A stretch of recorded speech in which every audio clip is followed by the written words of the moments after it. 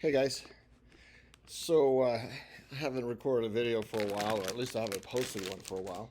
I've recorded a couple, and the games were maybe not so instructive.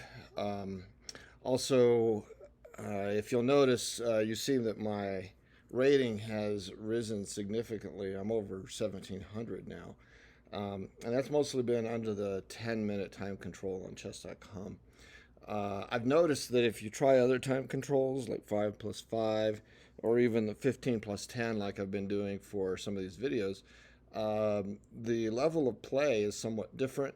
And not only that, but how you think about the positions, what opportunities there are, etc., is to some extent relatively different as well. And so I've kind of settled on a 10-minute time control, although I had a game as well this morning that I had beaten someone who was 1730, but then I didn't have enough time remaining to close out the game.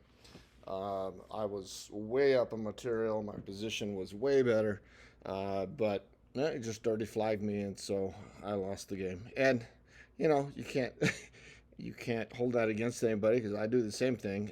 Time is part of the whole equation. So what I think I'm going to do, actually, and on this one I'm going to hit the game review here so we can go to that section, is I'm going to stop making any videos with regards to playing real time, and I'm only going to make videos to where I'm actually just analyzing my game.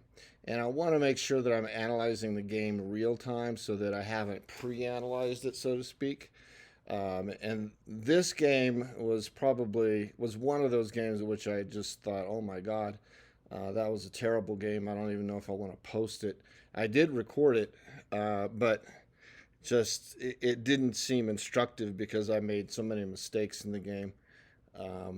Now, as you can see, my opponent played with 99.2% accuracy, so that doesn't make me feel so bad anymore, whereas I was just under 80%.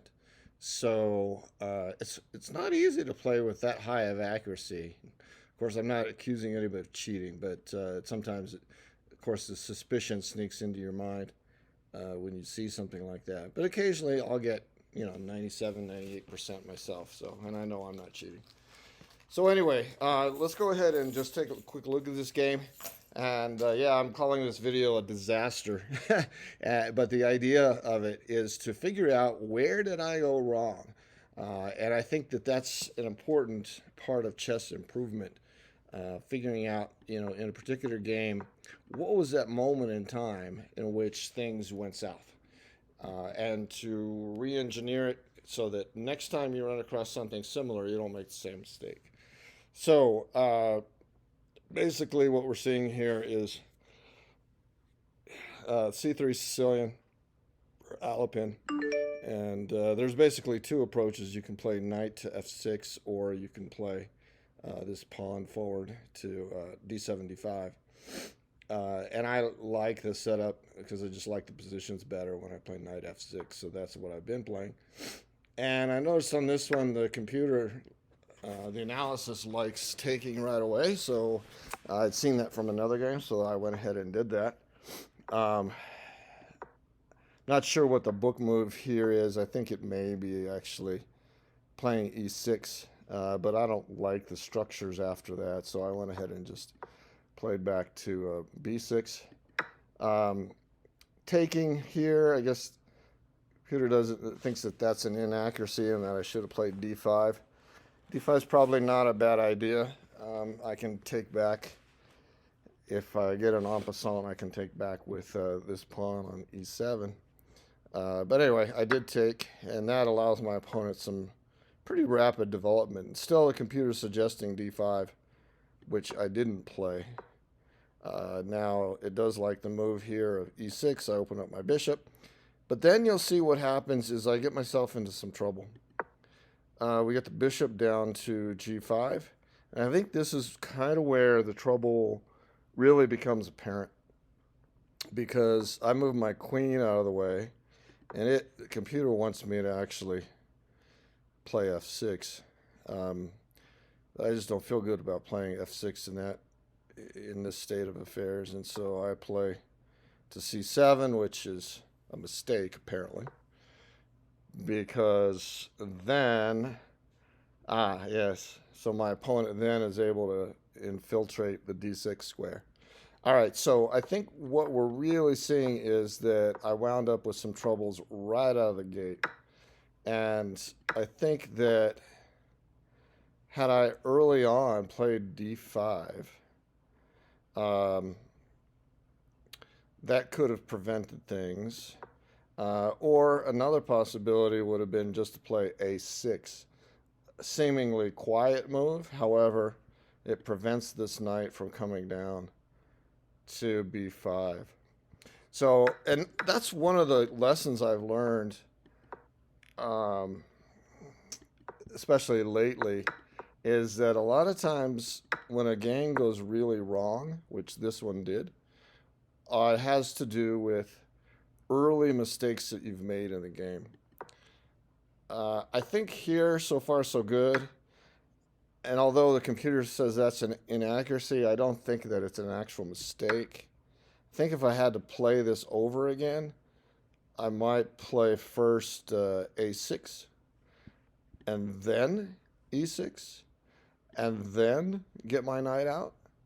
If anybody wants to put in their 2 cents, I'm happy to hear it. But yeah, I mean, the computer says play d5. And certainly, I think that's something I need to consider as well. Because if I had played d5 here, obviously you'd have en passant.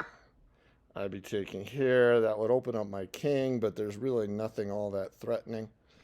This square, if he comes down here, for example, is in danger. However, I've got 2 defenders of it, and so I'm not really in a whole lot of danger, and I can relatively easily get rid of his knight. So yeah, I think that's where the game went wrong. So what I'm going to do is just continue with the rest of the game. You'll see he came down here. I had to figure out something to do with my queen. I went ahead and gave a check on b4, and what that did is basically enticed him to put his bishop back on d2, and I did that, and I took basically so I could bring my queen back. And although that saved my queen, it didn't save me from a horrible position. And so at this point, I was just trying to unravel my position. And I would say that, I mean, what I'm trying to do here is to get my king up and kind of castle manually.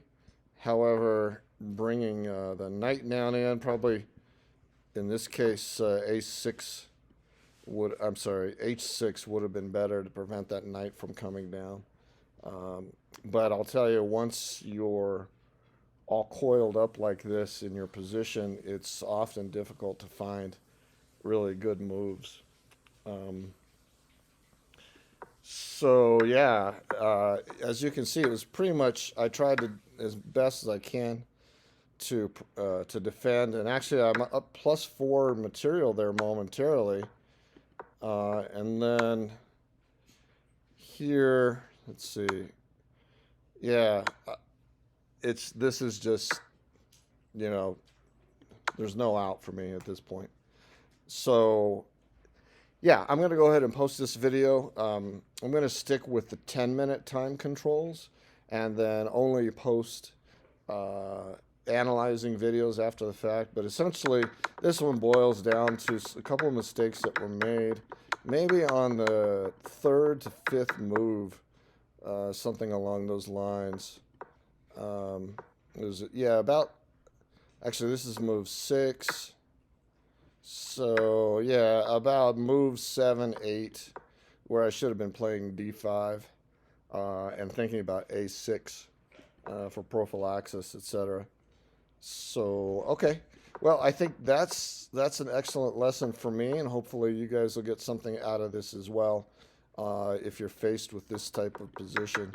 And again, this came out of an Alapin that went south. So hope you guys enjoyed this video, and I'll see you again soon. Basically, I'm just going to be selecting videos that I think have instructive value from the games that I play. But overall, the good news, rather, not focusing necessarily on this particular loss, the good news is I've gotten up over 1700. Playing a few more games in the 1510 time control actually brought me down under 1700 slightly, but I have no doubt that I'll get back up over 1700 again. And okay, we'll see you next time. Bye, guys.